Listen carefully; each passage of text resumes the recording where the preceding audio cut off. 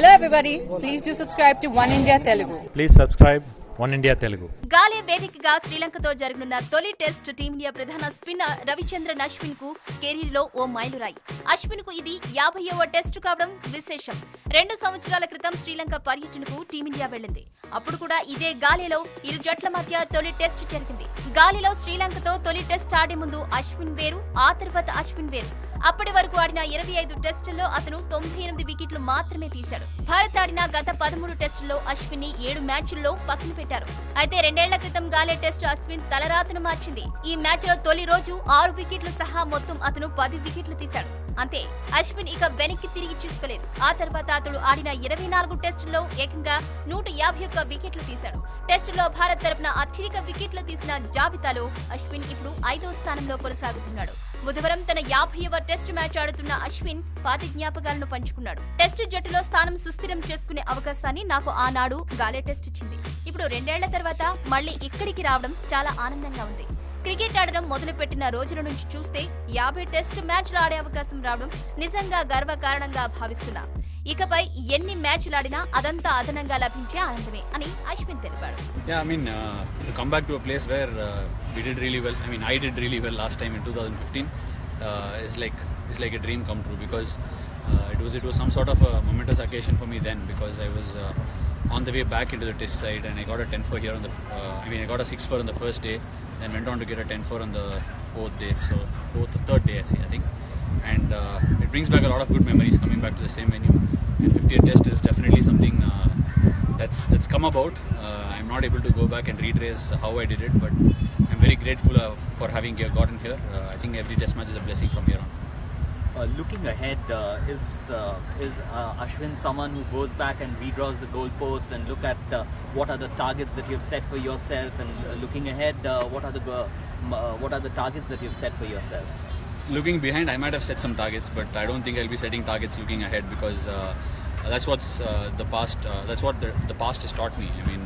You can't really get ahead of yourself. You can't set milestones. You can't set records for yourself in the future. The most important thing is to try and get better every single day because international cricket is very, very cruel and it can really sort you out if you're sitting back on your past laurels.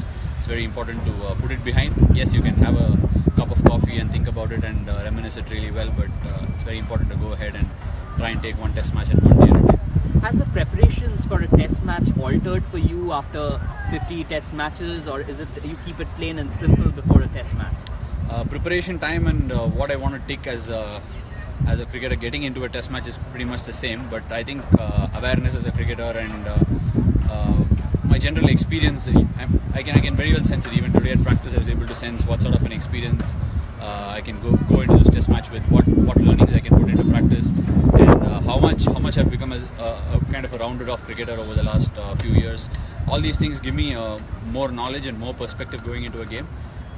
But really, I would say these 50 test matches have put me in better stead probably going forward. I don't know how many more I have, but surely it's put me in good stead. Ashwin, last time you guys came here in 2015, the team had gained a lot of experience overseas, if not positive results. But now you're coming back as a test number 1 side. So going ahead, comparing 2015, how is the team placed? How do you see the team going forward? In 2015, I think we were sandwiched in the middle of a leadership takeover between MS and Virat had just taken over in Australia, and we came here after having played one test in Bangladesh, and we had set aside a lot of goals for each other, and I would say we've achieved it and come out in some flying colours over the last couple of years as a group, as a team, and we have produced a lot of good cricketers. Some young guys have come in and put their hands up, and some of the other guys have excelled really well. That includes me, Jadeja, Puji, who has made a sort of a comeback, because I don't think Puji was a part of that test match we played here, but he came off in the 3rd test and played exceedingly well on quite a tough wicket. And from there on, I think a lot of people have put their hands up and we've kind of become a very good unit, and sometimes I feel good cricketers even lose out in this particular team because of the quality we have in the dressing room. Ash, if you have to pick top 3 moments in your test career so far, what would those be and why? I didn't come prepared for that question, but definitely being a cricketer of the year last year was an icing on the cake. It has to be one of the special moments, and the 4-0 triumph over England that we managed to achieve. I think England was a far better side than what the results showed. It was kind of a boxing game every time we walked out to play England. It was a very closely fought series. We won some of the tight moments. And I would also say the Bangalore test, the final, it was the fourth day, right? It was the fourth day where we won the test match, coming back from 1-0 down at Pune. We hadn't managed to do it against England in 2012, and it was good to pull one back on them. They came really well prepared, so these three have to go down as some of the top moments. Thank you. We were talking about the last series here, and is it because we are number one now that there's a sense of constancy between then and now, or are we number one because there has been constancy? That's a bit of a chicken and egg question, I guess. But I think, so to say, like I said, some of the individuals have put their hand up and done exceedingly well for the team to get here. So as you all know, with some excellent and exceedingly good performances from the individuals, it becomes imperative that they become a constant of the side, and I think it's been an effect of that. I mean, so to say, you can't really say the constancy is one of those factors, but I think these individuals standing up on a day-to-day basis has made things easier for the team and made that constancy in the team to get us here. And going forward, we'll have to try and replicate that again to see if we can get results abroad.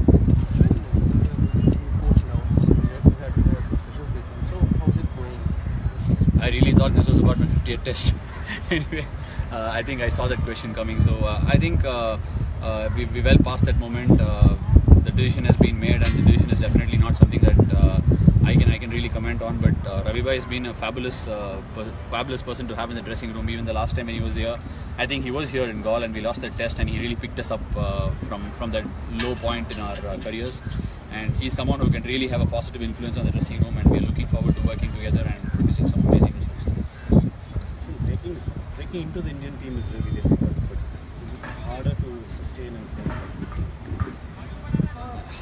Especially in the Indian team, I would say yes, because the amount of pressure you put on, not only from within the team, from outside, external factors, and also, I mean, you have to understand that this is an excellent Indian team. In the past, I think people with, I mean, if you look at teams around the world, they do get an extended run. Youngsters do get to play a few more games than what they get to play in India. That's because of the kind of team we have put on the park, and we do have some excellent cricketers sitting outside as well. So it is a lot of pressure, but sustaining or holding on to a position is not something that will go well with an excellent side. A side which is striving for excellence needs to have excellent cricketers who are looking to get well past their previous best. So that's how I'd like to put it. And this Indian team is quite an excellent side. We all know that. Last time you came here until now, how much has it changed you as a person, as a cricketer? Well, for starters, I'm a lot more calmer, I would say, than what I was then. I think I was a little bit more like a cat on a hot tin roof, so to say, because I was looking forward to performing desperately, because sometimes, like I have said, my performances need to be that much better for me to get anywhere in my career. So I've always lived that way, and it's kind of changed me over a period of time. I do take things in the stride. Yes, failing, bad days and ordinary days and mediocre days are a part of a cricketer's career. But as I told you, it's very important to learn from that and try and get better. I think I've become a far better cricketer than what I was when I came here in 2015. I just hope that if at all I come back again, I would be a far better cricketer than what I am today. Your favorite scalp in the 50 test, the one that you really cherish, don't dismiss it. I think getting Sangakkara here in Sri Lanka, especially in the second test at this Saravana Stadium, AB de Villiers in Nagpur, it was quite a helpful wicket, but still the setup was very good. Then obviously over the test matches, I can't really seem to think that very well from the top of my head right now, but probably Sean Marsh in Sydney in the second innings, David Warner in Bangalore. There have been quite a few good balls that I've bowled. I think I have done reasonably well as a cricketer, I would say. Last three. No questions about your batting. Probably your bowling exploits overshadow them. But how hard do you work on your batting, and how satisfied are you looking back at the 49 test with what have you achieved with the bat? I think I've achieved reasonably well with the bat. Like I said, I do set high benchmarks for myself. I would say I'm pretty low on the kind of average that I would have liked to have today, because at one point I started with about 42, 43, and probably today I'm at 33. I think I could have done a lot better with a little bit of tennis elbow issues. I think it did pull me down a little bit as a test batsman. But yes, I think the graph is on the way back up there, and I am batting pretty well. The last series against Australia, I had some very innocuous dismissals, so probably I try and put it behind me and try and get better with the batting again. Ashwin, 2014 and the Galle test when you were dropped, did you kind of fear for your career in terms of overseas test matches? And how has your question with Virat changed since then? Now he's more go-to bowler.